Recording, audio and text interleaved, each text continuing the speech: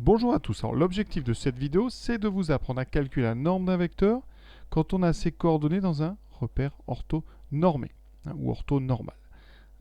Alors, un repère orthonormal, je vous rappelle, c'est un repère dont les deux axes sont en angle droit et dont les unités sur l'axe abscisse et les ordonnées est la même.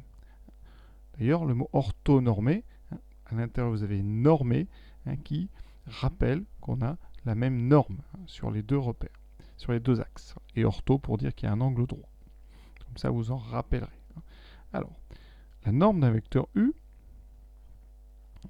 je vous rappelle que c'est la longueur du déplacement qui est occasionnée par la translation de vecteur U. Et cette norme, on la note, donc le vecteur U, entouré de deux barres.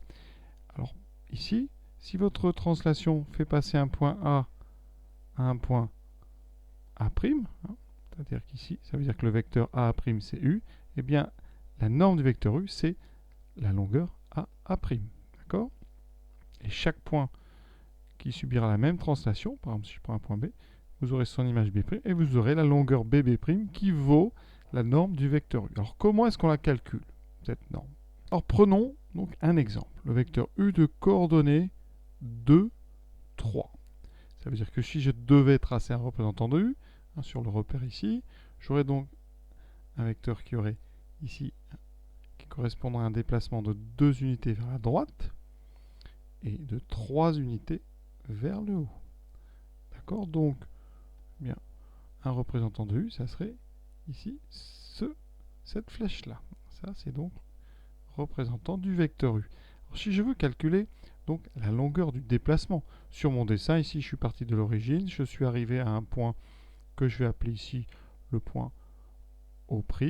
Eh bien, la longueur O', si vous remarquez bien, je suis dans un repère orthonormal, c'est une hypoténuse, c'est l'hypoténuse du triangle dont les deux côtés qui font un droit mesurent 2 et 3 unités.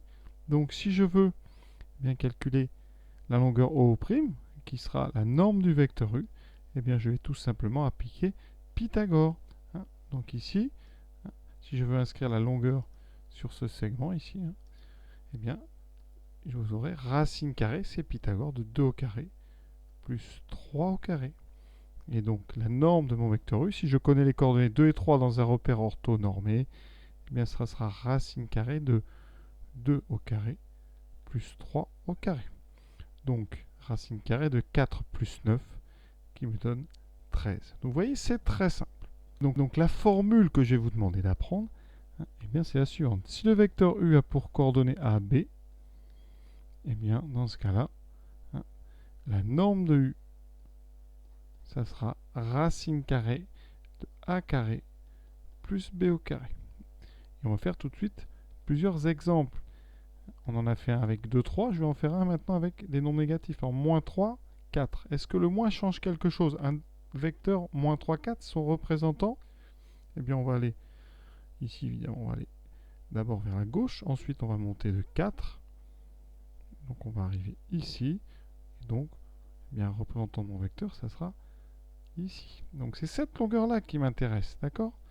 Et cette longueur-là, c'est l'hypoténuse d'un triangle rectangle qui a pour base 3 et pour hauteur 4.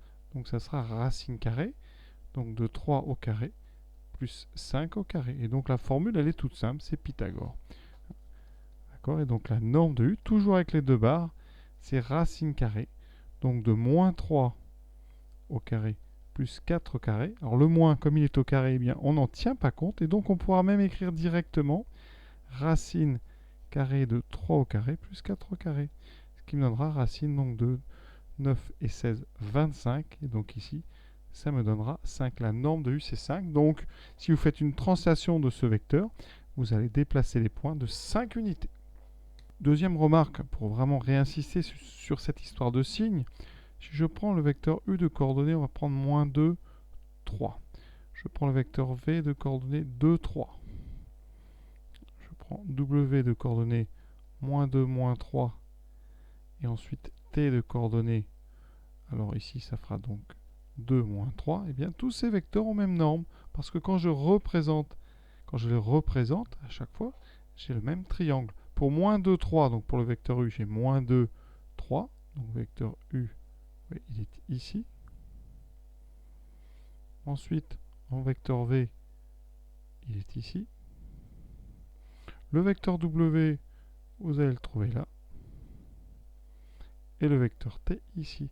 Et dans tous les cas, vous voyez, qu'est-ce qui se passe? Eh bien, vous avez devant vous une hypoténuse dans un triangle de côté 2, 3. À chaque fois, vous aurez un triangle rectangle de côté 2 et 3. Vous voyez. Donc, rien d'étonnant. Le signe ici des composantes d'un vecteur, des coordonnées d'un vecteur, ne va pas intervenir dans le calcul de sa norme. Chose à savoir, si on a le vecteur nul, donc de coordonnées 0, 0, la norme du vecteur nul, eh bien, ça sera 0. La formule marche quand même, mais vous pouvez savoir que le déplacement de vecteur nul, c'est quelque chose qui ne bouge pas, donc on n'a pas déplacé les points, on a donc une longueur 0. Ensuite, on peut faire comme remarque, la remarque suivante. Si on a un vecteur qui porte le nom AB, dans ce cas-là, la norme du vecteur AB, puisqu'on a déjà un représentant avec un point de départ et un point d'arrivée, eh bien cette norme d'AB, c'est tout simplement la longueur AB. D'accord? Et là, on peut se permettre d'enlever les deux barres et d'enlever la flèche, puisqu'on arrive sur une longueur. Vous ne pouvez pas faire la même chose avec un vecteur comme ça qui porte juste une lettre, en écrivant que la norme du vecteur U, ça serait tout simplement la lettre U. Ça n'a pas de sens. On ne le fait pas. Vous avez le droit de le faire quand on a comme ça un bipoint, c'est-à-dire un vecteur nommé par un point de départ et un point d'arrivée. Et donc cette formule, elle va permettre de calculer des longueurs assez rapidement. Exemple, je prends le point A de coordonnées 3, 1. Alors je vais le placer. Donc mon point il est ici. Le point B de coordonnées moins 2, 3. Et ce que je vous demande, c'est de calculer la longueur AB. Alors pour ça, eh bien, on va passer par le vecteur AB. Donc je vais déterminer les coordonnées du vecteur AB. Donc coordonnées de B moins celles de A.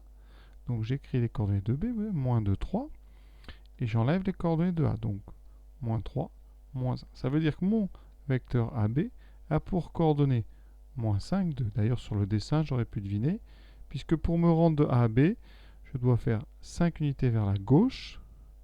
Et je dois monter de 2 unités. Donc, vous voyez, la longueur AB, on est dans un repère orthonormal.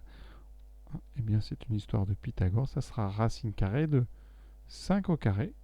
On ne tient même pas compte ici du moins. Ce n'est pas la peine de le mettre parce qu'au carré, il va disparaître. Plus 2 au carré, ce qui fait racine de 29. Vous voyez? Donc, ça permet comme ça de rapidement calculer une longueur à partir des coordonnées d'un vecteur.